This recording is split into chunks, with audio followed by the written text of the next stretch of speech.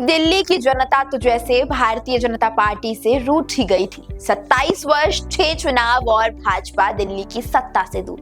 लेकिन उस वक्त भी एक सीट ऐसी थी जहां लोगों को बीजेपी पर ही विश्वास था। जी हाँ, विश्वास नगर सीट। जिस वक्त पूरी दिल्ली में आम आदमी पार्टी की लहर थी, यहाँ तब भी कमल ही खिल रहा था। दोस्तों, बीजेपी का वनवास खत्म हो गया। बीते 3 लोकसभा चुनावों में बीजेपी पर दिल उड़ेलने वाली दिल्ली की जनता ने इस बार विधानसभा चुनावों में भी कमल खिला दिया। बीजेपी के लिए इस परिणाम का मतलब दिल्ली की सत्ता से 27 वर्ष का वनवास खत्म होना है। तो पार्टी में मौजूदा दौर के महारथियों मोदी शाह के लिए ये चैन की सांस लेना है। मोदी शाह युग में बीजेपी ने उत्तर से दक्षिण तक झंडे गाड़े, लगभग सभी क्षेत्रीय दलों को मात दी, कांग्रेस को खोखला कर दिया।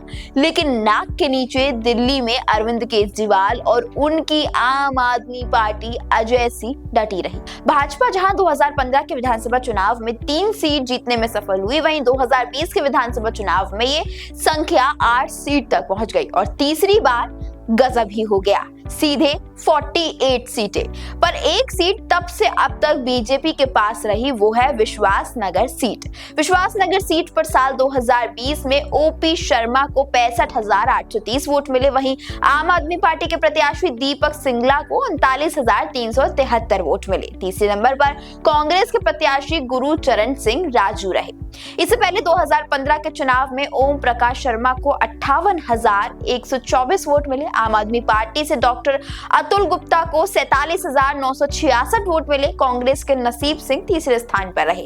साल 2013 में भाजपा प्रत्याशी ओम प्रकाश शर्मा जीते। कांग्रेस के नसीब सिंह को 37,002 वोट मिले, जबकि तीसरे नंबर पर आम आदमी पार्टी के प्रत्याशी रहे। इस सीट के इतिहास में जाएं तो 1993 से लेकर 2008 तक इस सीट पर कांग्रेस का कब्जा रहा। विश्वास नगर में कुल वोटर 2,04,393 हैं, जिसमें से 1,07,901 पुरुष, जिसमें 9 थर्ड जेंडर वोटर भी हैं। ईस्ट दिल्ली की लोकसभा के अंतर्गत आने वाली इस विधानसभा में जातीय समीकरण मिला जुला है। घनी आबादी वाले क्षेत्र में मुस्लिम मतदाता 5.6%, शर्मा 5.2%, अग्रवाल 1.3% है। विश्वास नगर की जनता के लिए क्षेत्रीय मुद्दे भी अहम होते हैं। बीजेपी ने हमेशा इस बात का ध्यान रखा कि यहाँ के विकास में कोई कमी ना रहे। पार्टी ने जल, बिजली, सड़क और शिक्षा जैसे मुद्दों पर काम किया और जनता को ये महसूस कराया कि उसकी समस्याओं का समाधान बीजेपी ही कर सकती है। दिल्ली में आम आदमी पार्टी की सरकार के खिलाफ जनता में असंतोष भी बीजेपी के पक्ष में गया है।